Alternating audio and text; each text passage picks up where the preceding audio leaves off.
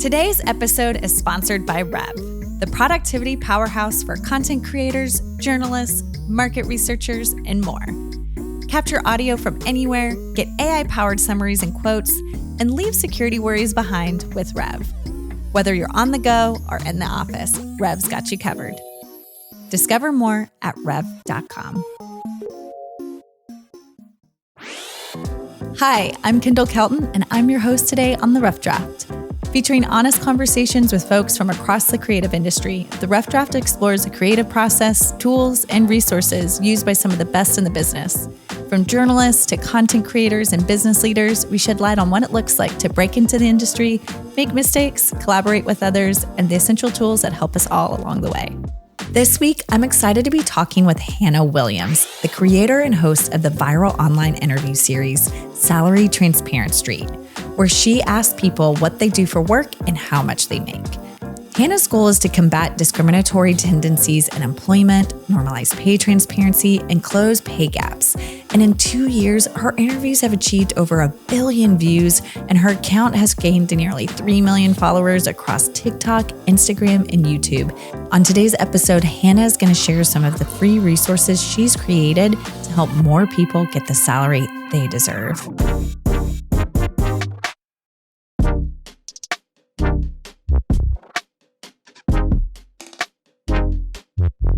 So you've grown your business to include resources that help promote pay transparency. So I want to talk about those a little bit more intimately now. So the biggest resource is a salary database that's on your website. So I want to get into the mechanics of how you'll actually manage it and why you're trying to nurture that database. Yeah. So we started building it with this company called Course Studio. They're based in Canada. I think when we started, it was really important to me that we built something from scratch. So I thought it would be more important to build it from scratch and also to own the IP because I have big goals for it. But building it has been a 2-year long process. It's been a work of art, but it's something I'm really passionate about because I think that the resources that are out there right now for workers are just not worker forward.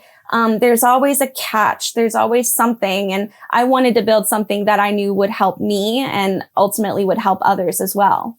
Yeah. So how do you do, as you're collecting the salary information from folks who've obviously very willingly given you it, do you do any type of verification of anything?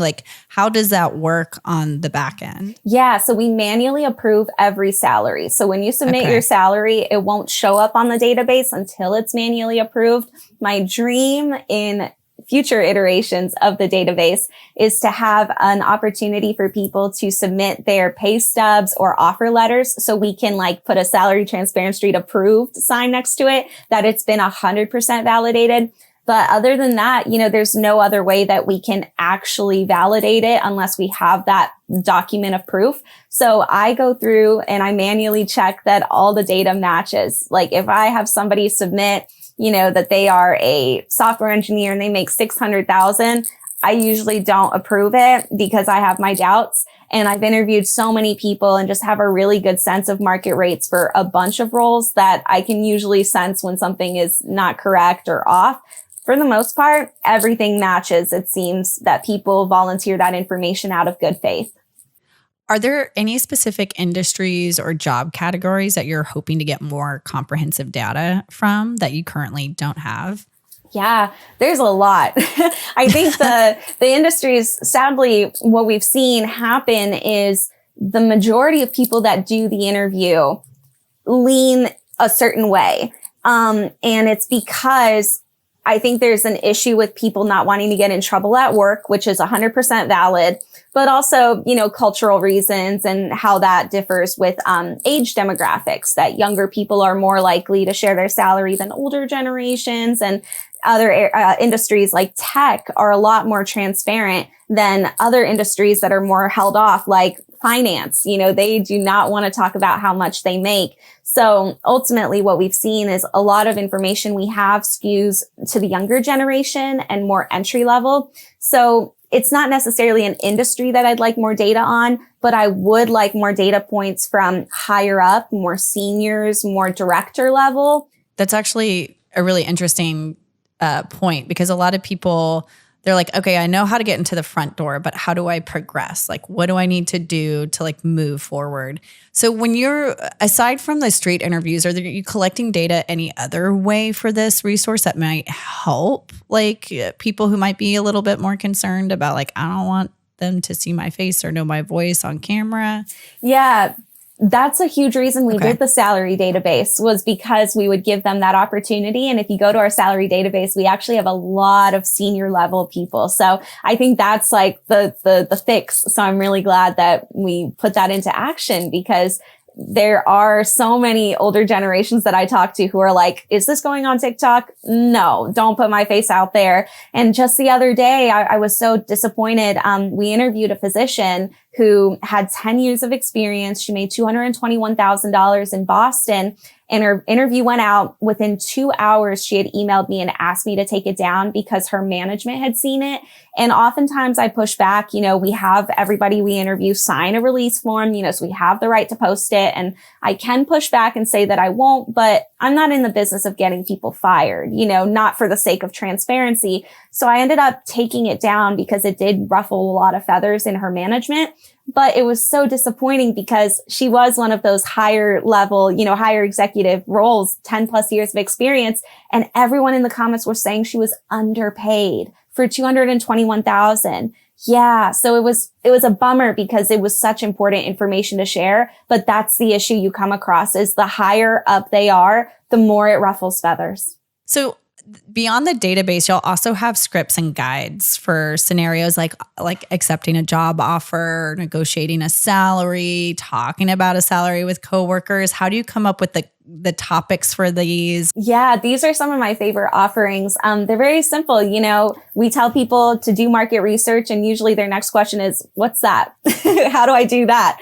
And so it was a simple thing. We built them a guide and taught them exactly how to do market research, how many sources they need to look at, the information they need to be gathering, sources we recommend, all of that. We take them step by step. And then the next part is, after people find out whether they're well paid or underpaid, and oftentimes they find out that they're underpaid and they want to get a raise, their next question is, how do I get a raise? So we built the salary negotiation guide that helps people, negotiate their raise, whether it's at their current company or negotiating at a new role. So we provide scripts, all of that. And it's 100% free. I felt that providing these free resources is just delivering on our mission to help workers learn and earn more. I make my money from brand partnerships. I don't have to worry about charging my community. And I think they respect that. I think that's an interesting segue into my next question, which is like, how has creating this platform changed your own relationship with discussing money and career? I'm a radical. It's made me very excited about money because I've talked to so many people about it. I know there's so many possibilities, and that a lot of people, when they think about money, they get scared. But I think money is fun. And I think if a lot of us open our minds to these conversations and just remove knee-jerk reactions, defensiveness, just have an open conversation, I guarantee you will learn something new, and you will walk away from that conversation with a new idea or inspiration or a next step. There's never a negative outcome to talking about pay with others. And it just is a really beautiful thing that I think not just younger generations, but older generations are also starting to normalize, and it's helping them earn more too. I think I already know what it is based on our conversation, but what is your number one tip for somebody as they're approaching a new job or even renegotiating in their current role? I have two that are kind of hand in hand. Number one, socially, if you're listening to this and you take anything away from this conversation, go talk about your pay. Please go talk to your partner, your family, a loved one, a trusted one, and just have that conversation. Tell them, hey, I watched Salary Transparency and this crazy girl asked people how much they make, and I'm curious if I'm underpaid. Can we talk about it? Like, that's a great way to open the door to the conversation. The second thing I would say is related to your career is do your market research. Market research isn't something that you do once every 5 years. your pay and what you should be making could fluctuate as much as 2 or 3 times annually, sometimes more. More often than not, you want to do market research at least once or twice a year, but knowing how much you should be making is so important. You deserve to be well compensated. And if you don't know whether or not you're fairly compensated, you can talk to your manager. It is your manager and HR's role to be able to communicate to you why you are paid what you are. If they can't explain that, then they need to work on their pay structures. Well, I love that. You're such a cheerleader. I'm feeling very hyped now. So I just want to say thank you so much for joining us today. Like, this has been, I think, very insightful and very useful information, not just for somebody entering their career, but then also somebody who's looking to progress it no matter what stage they're at. So thank you so much. Thank you. This was fun. Yeah. So before we go, please let our audience know again where to find you. Yes. We are on all social platforms, TikTok, Instagram, Facebook, LinkedIn, YouTube, you name it, at Salary Transparent Street. And you can check out our salary database and our job board at salarytransparentstreet.com. Okay. Awesome. We'll have those linked in our show notes. Again, thank you so much for joining us, Hannah. This was so fun. Thanks for having me. Well, that's it for today's episode of The Rough Draft. Be sure to rate and subscribe in order to stay up to date with the latest episodes, and visit rev.com/podcasts for even more content. Thank you for listening, and we look forward to seeing you again on the next episode of The Rough Draft.